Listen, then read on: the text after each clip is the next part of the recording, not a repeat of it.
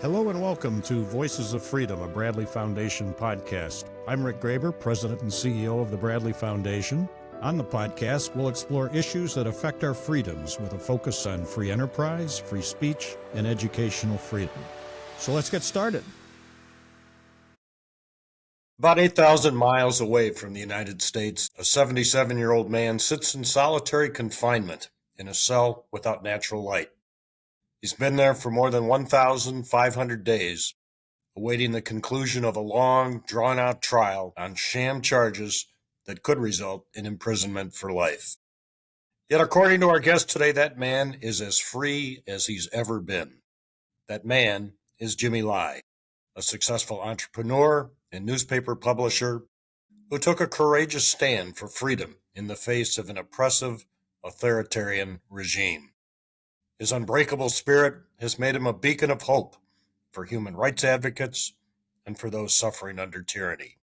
This year, the Bradley Foundation is awarding Jimmy Lai an Honorary Bradley Prize. Joining me now is Mark Clifford, a journalist and author who has known Jimmy for more than 30 years. Mark spent 28 years in Hong Kong, where he served as editor-in-chief of the South China Morning Post and the Standard, of which he was also the publisher. His new book is called The Troublemaker: How Jimmy Lai Became a Billionaire, Hong Kong's Greatest Dissident, and China's Most Feared Critic. Mark is also president of the Committee for Freedom in Hong Kong Foundation. Welcome, Mark. It is great to have you with us.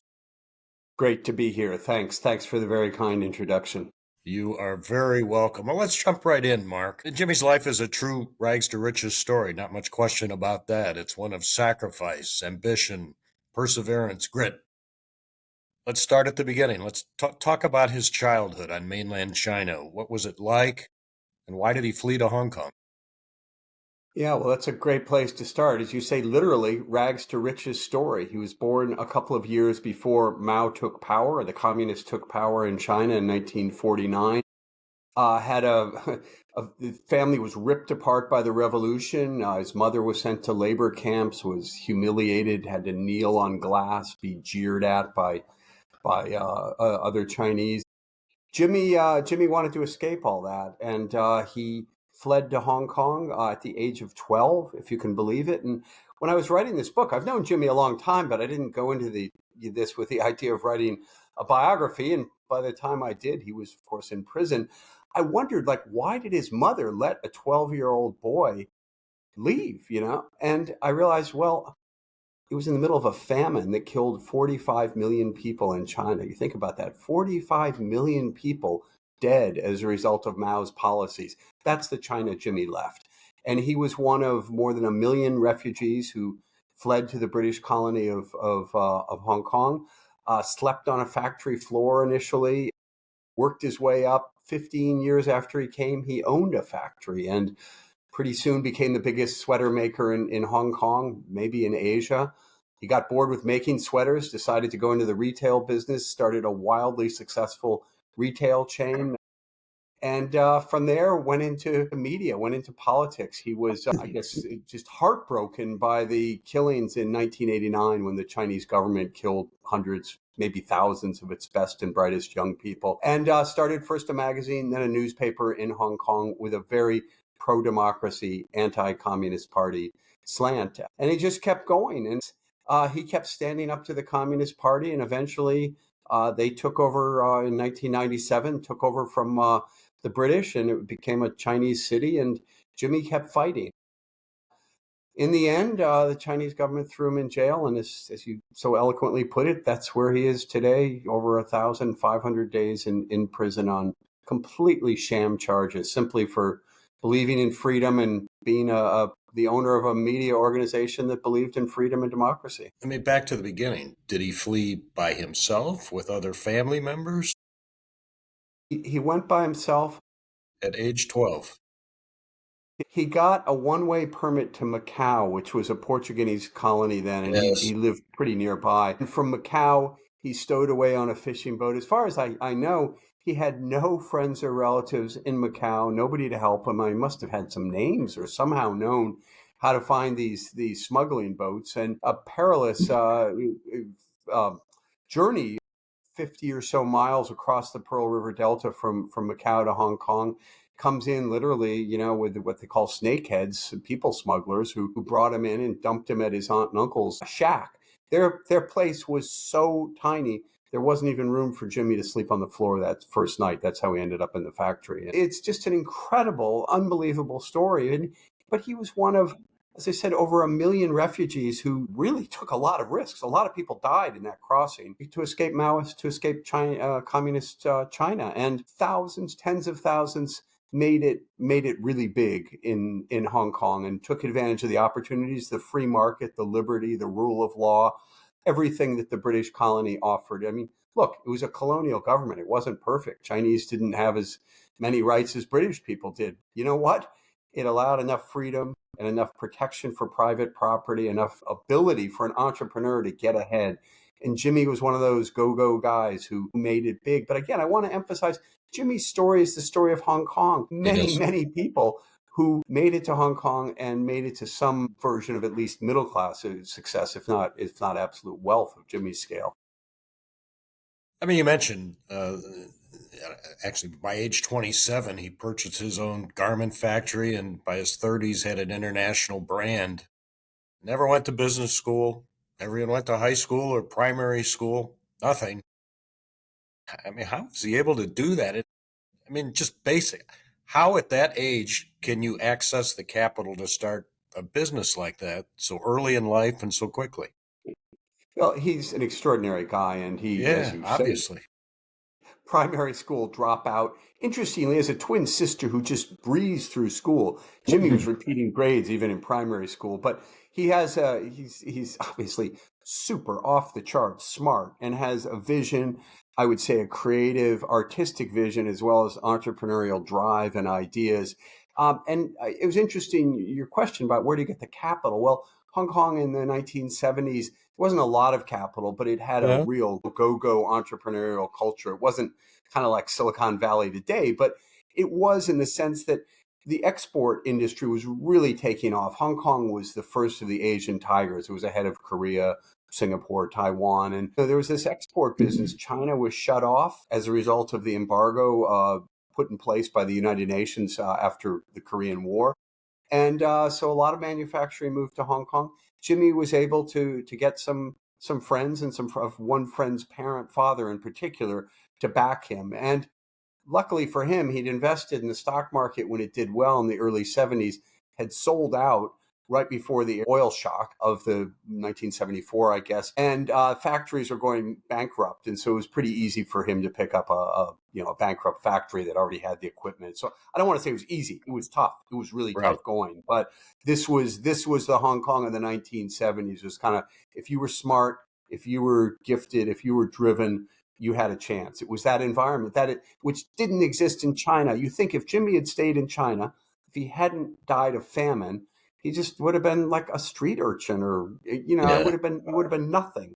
And that's where you see the difference between a free society that gives opportunities for people like Jimmy Lai and a communist tyranny which would have just wasted all his gifts. And I would argue is wasting his gifts now that you've locked up in prison one of the greatest entrepreneurs in Chinese history. Later on in his adult life, Jimmy was clearly influenced by Hayek's Road to Serfdom. How did he come across that book? And why do you think he connected with Hayek's belief that free markets were essential to a flourishing society? Yeah, great and interesting answer to that question. How did he come across that? Because he was in the garment trade, he came to New York a lot. It was a kind of second home, and he loved the freewheeling atmosphere of New York, which I guess in a parallel to Hong Understandable. Kong, quite different in a sense. And he had a family that kind of adopted him. He's a kind of person that, he's got a magnetic personality. And there was a couple who he stayed with quite often who were kind of like almost like foster parents in New York, also in the garment business. And they took him to dinner one night at a retired lawyer's house. And Jimmy was trashing the Chinese Communist Party. And at the end of the dinner, his host reached over to the bookshelf and said, kind of basically like, okay, that's nice, all this stuff, but, read this book and get a little more structure, a little more systematic way of thinking what tyranny does. And that was Hayek's Road to Serfdom. Of course, it spoke to him because he'd come from a place where serfdom and tyranny were the rule of the road, and he'd come to Hong Kong, and already by that point I believe was a millionaire, had made it big, and he saw the difference between freedom and tyranny, and so Hayek allowed him to again put a structure around his kind of visceral hatred of communist tyranny. And Jimmy, you mentioned he's a primary school dropout. He's a voracious reader. I think, like many people who don't have a lot of formal education, Mm-hmm. I don't want to say he overcompensates, but he really wants to make up for that. I mean, he is always reading one book or another. And obviously, Hayek was a huge influence. Karl Popper and other kind of philosophers of freedom were major influences on him. I mean, he's obviously a consummate entrepreneur. When whether he knew it or not, he's always thinking about innovation, about markets. I mean, you note in your book that he was exploring a concept that would have disrupted Hong Kong's fast food industry. But then came Tiananmen Square, the protests that occurred there, the massacre, uh, and that seemed to change everything for Jimmy. Is that right? Elaborate on that a little bit. Yeah, it's something I hope to have the chance to talk to him about more fully, because his life before that and his life after, I mean, it's kind of a black box what happened, but he clearly he kind of turned his back on China after he fled, not surprisingly. Yes. But then when the Deng Xiaoping market reforms of the 1980s started, he started doing some manufacturing there, and was, I think, just so optimistic about the economic reforms that he saw coming in the Deng Xiaoping era. Then along comes the 1989 spring, the democracy spring, and he thinks, wow, at last it's happening. China's going to have freedom, first economic freedom, and we're going to get political freedom. We're going to get rid of the Chinese Communist Party. And then bam, bam, bam, tanks, troops, people massacred. And I mean, he was just grief struck. He had been supporting the students. He'd been selling T-shirts with the students' images, pictures on them, and sending the money up to Beijing. He'd sent tents. I mean, he was like many, many Hong Kong people. He was a huge supporter of the student movement, one of the most prominent business people, not surprisingly.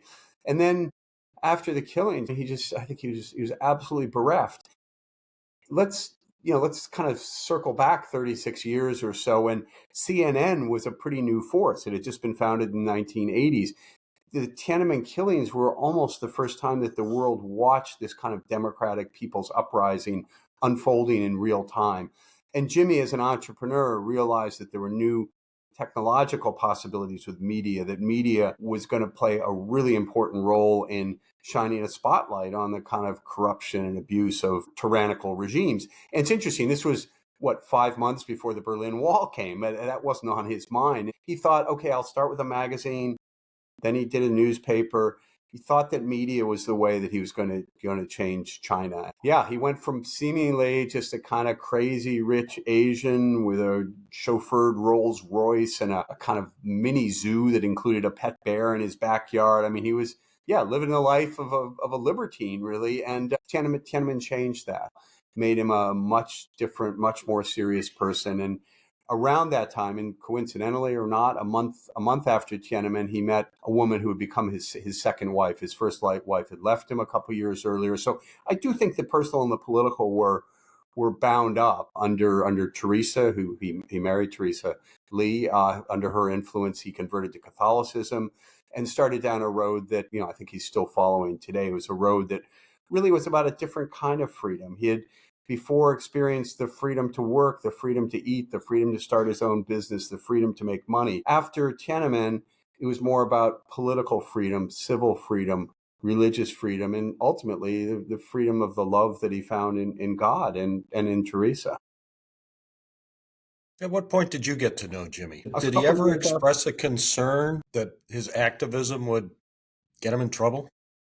Yeah, no, I mean, he went. I don't. He certainly didn't go willingly, but he went. He went knowingly.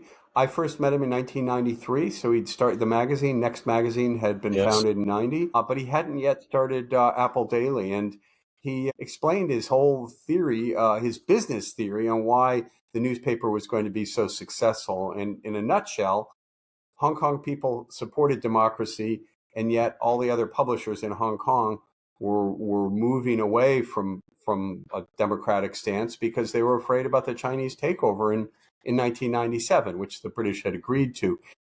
In 1997, a few weeks before the handover, I saw him on a big stage, 500 or so people at the Grand Hyatt Hotel with Al Newhart, the founder of USA Today and longtime head of Gannett. And Jimmy broke down in tears because he said he expected to go to jail. I mean, I remember, really being moved by that because I thought, wow, yeah, right. The communists are coming. You know what they're about. You know the risks that you're running.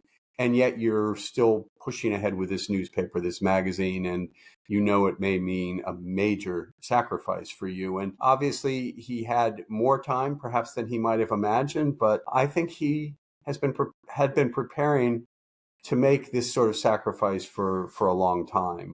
I should say, all that said, he's now in his late 70s. He's not in great health, and he wants to get out. I mean, he's made the point. He'd like to get out. He'd like to be with his family. He'd like to leave Hong Kong. He clearly had the means to go anywhere he wanted and chose not to. I think we go back to that 1997, or even when I first Yes. met him, I could see he was a man of just extraordinary principles. And I think he has three qualities that really confound the Chinese Communist Party or make him a threat. First of all, of course, he's rich. He has resources. He can hire lawyers. He's well known because he traveled internationally. He's actually a British citizen, so he's got an apartment in London. The Communist Party has never liked rich people who have independent sources of power and voice. Of course, he's a media magnate, so that kind of related to being rich. It gives him a platform, it gives him a megaphone. And of course, communists don't, they think the media should be propaganda, it should serve the party. And Apple Daily, Jimmy's newspaper, Next Magazine, certainly were not serving the party. So those are, the media part, the wealth part. Already those would make him a target for the communists, and other business people and media people have been targets. But above all, allied with these, he's a man of principle. And even before he converted to Catholicism, he believed in freedom, he believed in democracy, and he was a guy who just didn't really believe in compromise. And as far back as 1994, the Chinese shut down his retail shop in the Giordano clothing chain, the retail shop in Beijing, figuring that he would cave in and back off on his pro-democracy stance in the magazine.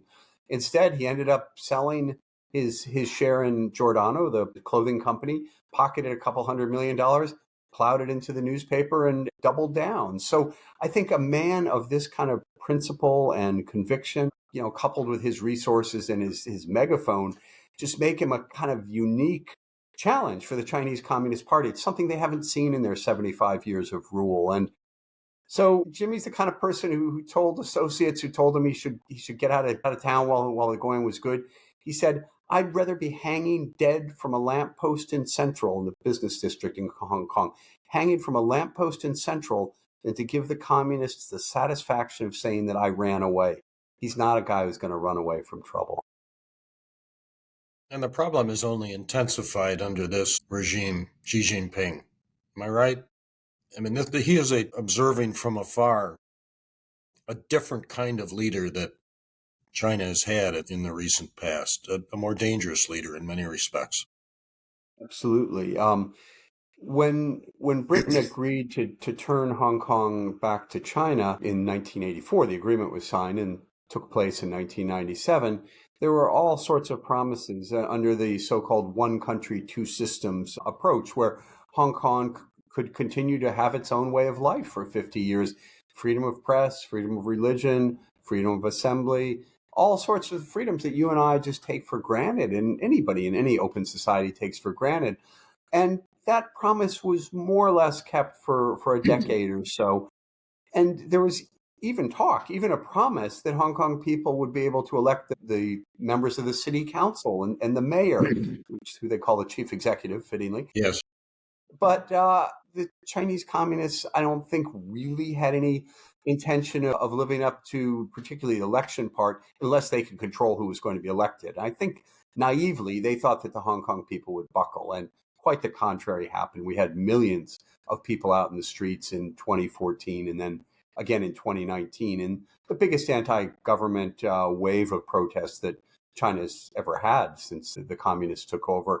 Xi Jinping, as you say, is a different leader. He took power in 2012. The earlier, a bunch of people, they might not have really liked the idea of anything like a full democracy, but they could kind of live with the chaos and the pro-democracy forces in Hong Kong. And Xi Jinping just can't deal with that. And I think we see that with his approach to surveillance and the authoritarian state in China, of course, in Tibet and in Xinjiang, where we've had the largest incarceration of civilians since the Nazi period. And unfortunately, that kind of approach has spread to Hong Kong as well. And the idea that you could really have a free, open city, a global financial center with all the freedoms that brings with it was just an anathema to Xi Jinping. And unfortunately, the freedom desires of Hong Kong people clashed with the harsh authoritarian rule of Xi Jinping. And unfortunately, the authoritarian side has the upper hand, at least for the moment.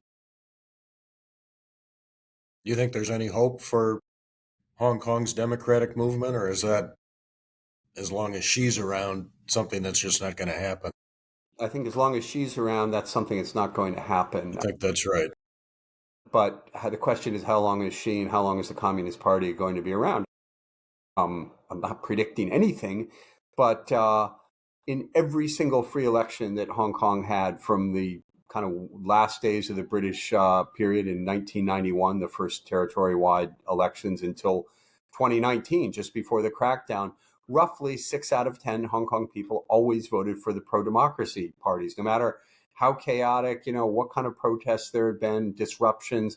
There's a strong, strong bedrock of support for freedom and democracy in Hong Kong. So although hundreds of thousands of Hong Kongers have left, mostly to Britain, Australia, Canada, I still think that most of the 7.5 million people in Hong Kong want the sort of freedoms that they grew up on, that they're used to, and that they've been promised by the Chinese. And one of the points that we make is that the world needs to hold China accountable for its promises. It signed an international treaty lodged at the United Nations with Britain, promising Hong Kong people would continue to have freedom. And they've trashed Yes. they've literally and figuratively trashed the document. They've disavowed it. So what kind of reliable partner, what kind of international player is China? Xi Jinping seems to think that China is going to lead some kind of new world order. Well, if he does, it would be nice if he started living up to his government's own promises. Exactly. Just as an aside, those must have been very fun years for you in Hong Kong. Must have been It was exhilarating at the time you were there. it's a fantastic city. It was like nowhere else in the world. Yeah. I did my undergraduate work at Berkeley. I love the Bay Area. I've lived in New York off and on. I love New York City, and Hong Kong was this crazy amalgam. It had the bay, the water, the mountains, the wildness, and then it had this vibrant intensity. And then 5 hours flying time to Hong Kong, you probably had half the world's population. You could be in Delhi, Bombay wasn't much further, Tokyo, Beijing. So it was just, yeah, incredible place. Back to Jimmy.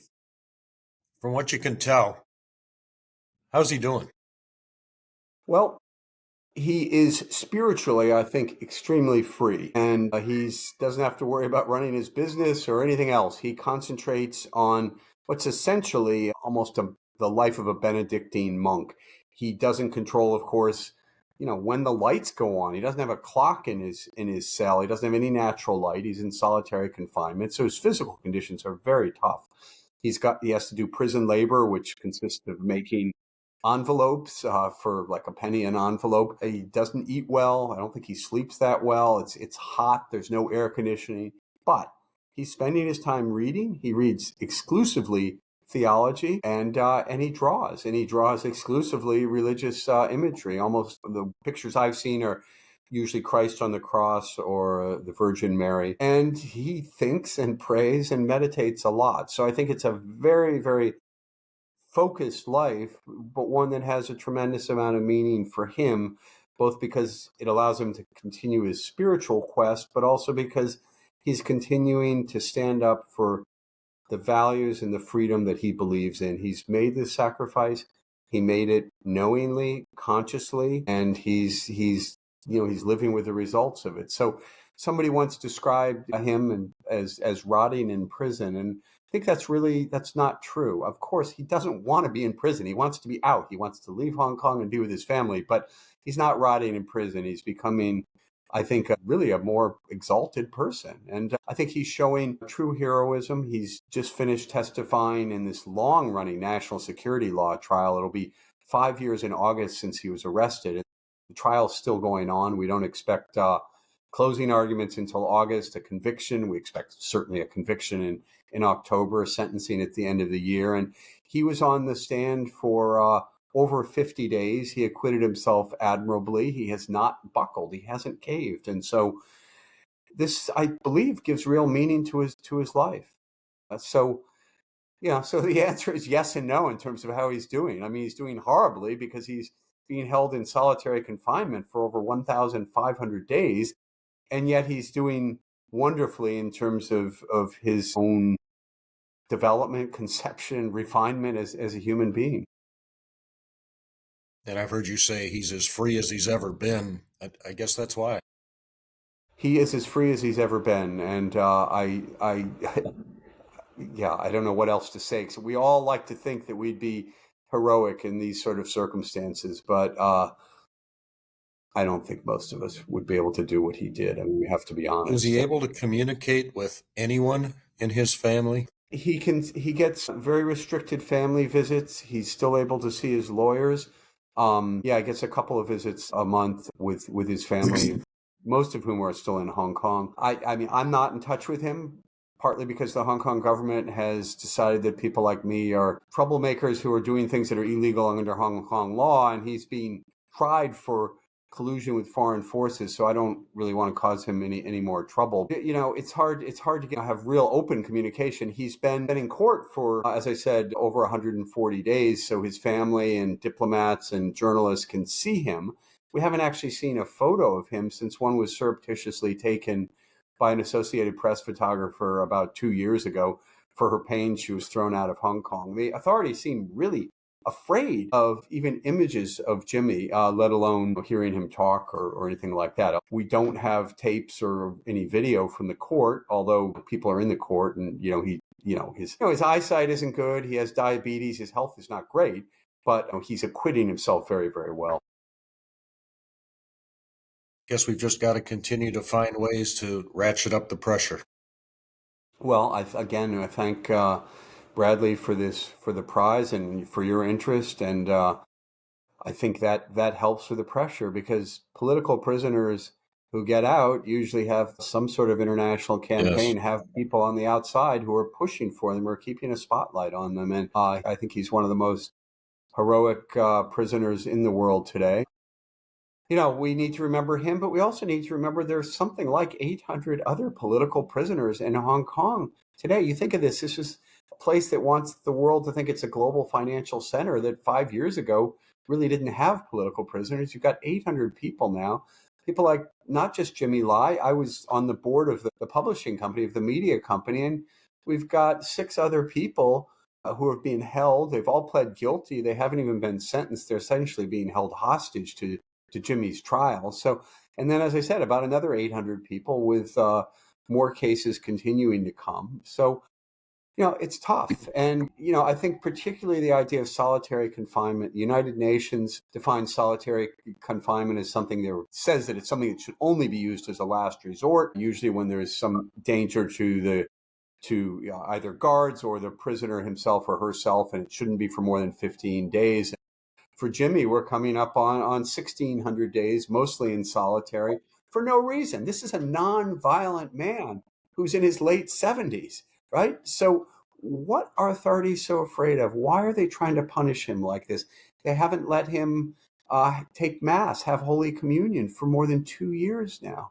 Again, this flies in the face of international standards, and it also flies in the face of the promises the Chinese government made to the Hong Kong people, made to Britain, made to the international community, that people in Hong Kong could continue to have freedom of worship. So, in every count, the treatment that Jimmy is undergoing shows, I think, the cruelty, the barbarity of the Chinese communist regime. And the sooner we can get him out, the less of a headache it's going to be for China. I really think it's in China's interest to let Jimmy other political prisoners out. He's not going to be running Apple daily. The presses have been sold off. The company's been liquidated. And, there's no wide scale democracy movement in Hong Kong. What is Xi Jinping so afraid of? Why is he so afraid of Jimmy Lai and the other political prisoners in Hong Kong? I really don't have an answer, because it actually seems to be counterproductive for China at this point. Yes. Last question, Mark. What do you think Jimmy hopes people take away from his story? One person can make a difference. And yes. I often heard Jimmy say, I don't know if we can change things, but if we don't try, we're definitely not going to change things. And it's not clear if Jimmy will change the course of history in Hong Kong or in China, as I think he'd like to do, but at least he'll have the satisfaction of knowing that he tried. And I think it's just that effort. Sometimes I've had people ask me, how does it feel to be working on a hopeless cause? First of all, I don't think it's a hopeless cause. I think we can get Jimmy and others out. But even if it were, I think the effort in itself matters. I mean, the struggle against tyranny, the struggle against the Chinese Communist Party's just brutal oppression is something that's worth doing in its own right. Obviously, we want success. We believe we can have success, at least in the limited aspect of getting Jimmy and other political prisoners out. But the struggle's worth it, and I think that's what Jimmy would want people to take away. Mark Clifford, thanks so much for joining us today. Thanks for all that you have done and continue to do to tell Jimmy Lai's story and the story of others. And let's just hope and pray that it makes a difference and that one day Jimmy Lai will once again be a free man. Thanks so much. I hope that you'll have a chance to interview him and hear it all from him in Jimmy's own words. Would love to do that.